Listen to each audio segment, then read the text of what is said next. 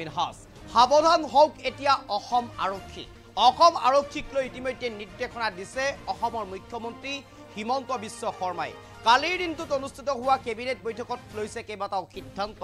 অসম আৰক্ষীলৈ কঠোৰ সকিয়নি দিছে মুখ্যমন্ত্ৰী হিমন্ত বিশ্ব শৰ্মাই বিনা কাৰণতেই অনাহকত সাধাৰণ ৰাইজৰ ওপৰত যদিহে আৰক্ষীয়ে হাত তোলে তেনেহলে পৰিব পাৰে বিপদত যেহেতুকে পৰক্ষী কালিৰ দিনটোত জোনাইত এগৰাকী ছাত্ৰ সন্থাৰ উপদেষ্টাক গুৰুলকৈ এগৰাকী আৰক্ষী বিষয়াই প্ৰহাৰ কৰিছিল আৰু তাৰ পিছতে এতিয়া হৰব হৈছে মুখ্যমন্ত্ৰী ডক্টৰ হিমন্ত বিশ্ব শৰ্মা কেৱল ছাত্ৰ সন্থাই বুলি নহয় সাধাৰণ ৰাইজৰ ওপৰত যদিহে আৰক্ষীয়ে বিনা কাৰণত বিনা দুখত হাত তোলে অথবা গুৰুলকৈ প্ৰহাৰ কৰে তেনেহলে বিপদত পৰিব আৰক্ষী আৰু ইতিমধ্যে জোনাইত এনেদৰে দাদাগিৰি দেখুওৱা আৰক্ষীগৰাকীক বদলি কৰা হৈছে শাস্তিমূলকভাৱে এই মুহূৰ্তত সবিশেষ লৈ কাৰণে চেষ্টা কৰিছো সাৱধান হওক অসম আৰক্ষী সাৱধান হওক সাধাৰণ ৰাইজৰ ওপৰত এনেই হাত তুলিলে পৰিব পাৰে বিপদত সাধাৰণ ৰাইজৰ ওপৰত এনেই হাত তুলিলে পৰিব বিপদত কালি হোৱা কেবিনেট বৈঠকত ললে গুৰুত্বপূৰ্ণ সিদ্ধান্ত ইতিমধ্যে মুখ্যমন্ত্ৰী ডক্টৰ হিমন্ত বিশ্ব শৰ্মাই উল্লেখ কৰিছে অসম আৰক্ষীক কঠোৰ সকিয়নি প্ৰদান কৰিছে মুখ্যমন্ত্ৰীৰ ফালৰ পৰা এই মুহূৰ্তত সবিশেষ কৰিব কাৰণে চেষ্টা কৰিছো ইতিমধ্যে অসম আৰক্ষীৰ ফালৰ পৰা কঠোৰ সকিয়নি প্ৰদান কৰিছে কালি হোৱা কেবিনেট বৈঠকত গুৰুত্বপূৰ্ণ সিদ্ধান্ত গ্ৰহণ কৰিছে সাৱধান হওক এতিয়া অসম আৰক্ষী সাৱধান হোৱাৰ সময় আহি পৰিছে সাধাৰণ ৰাইজৰ ওপৰত বিনা হকত বিনা কাৰণত যদিহে আপুনি হাত তোলে তেনেহলে বিপদত পৰিব পাৰে আৰক্ষী বিষয়াসকল শেহতীয়াকৈ আৰক্ষী বিষয়াসকলৰ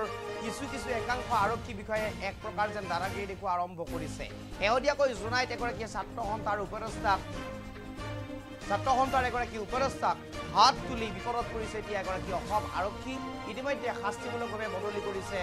আৰক্ষী বিষয়াগৰাকীক আৰু তাৰ পিছতেই কালি কেবিনেটত লৈছে গুৰুত্বপূৰ্ণ সিদ্ধান্ত সাংবাদিকৰ প্ৰশ্নত মুখ্যমন্ত্ৰী হিমন্ত বিশ্ব শৰ্মাই কৈছে সাৱধান হ'ব লৈছে অসম আৰক্ষীক যদিহে এনেই বিনা কাৰণত হাত তোলে আৰক্ষীয়ে সাধাৰণ ৰাইজৰ ওপৰত তেনেহলে পৰিব পাৰে বিপদত এই মুহূৰ্তত আছে মন্তব্য শুনাব বিচাৰিছো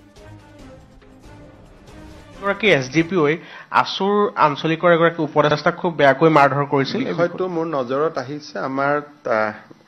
অসম আৰক্ষীৰ বিশেষ মহাপৰিদৰ্শক জিতমল দলেক বিষয়টো ইনকুৱাৰী কৰিবলৈ দিয়া হৈছে আৰু তেখেতৰ প্ৰতিবেদন পালে আমি যদি অভিযোগ সত্য হয় আমি কঠোৰ ব্যৱস্থা গ্ৰহণ কৰিম আসু বুলি নহয় যিকোনো সাধাৰণ মানুহক কৰিলেও আমি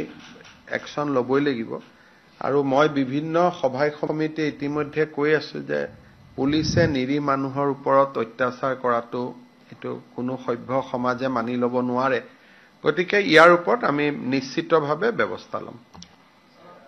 জোনাইত এগৰাকী এছডিপিঅই আসুৰ আঞ্চলিকৰ এগৰাকী উপদেষ্টাক খুব বেয়াকৈ মাৰধৰ কৰিছিল হয়তো মোৰ নজৰত আহিছে আমাৰ অসম আৰক্ষীৰ বিশেষ মহাপৰিদৰ্শক জিতমল দলেক বিষয়টো ইনকুৱাৰী কৰিবলৈ দিয়া হৈছে আৰু তেখেতৰ প্ৰতিবেদন পালে আমি যদি অভিযোগ সত্য হয় আমি কঠোৰ ব্যৱস্থা গ্ৰহণ কৰিম আসু বুলি নহয় যিকোনো সাধাৰণ মানুহক কৰিলেও আমি একশ্যন ল'বই লাগিব আৰু মই বিভিন্ন সভাই সমিতি ইতিমধ্যে কৈ আছো যে পুলিচে নিৰী মানুহৰ ওপৰত অত্যাচাৰ কৰাটো এটো কোনো সভ্য সমাজে মানি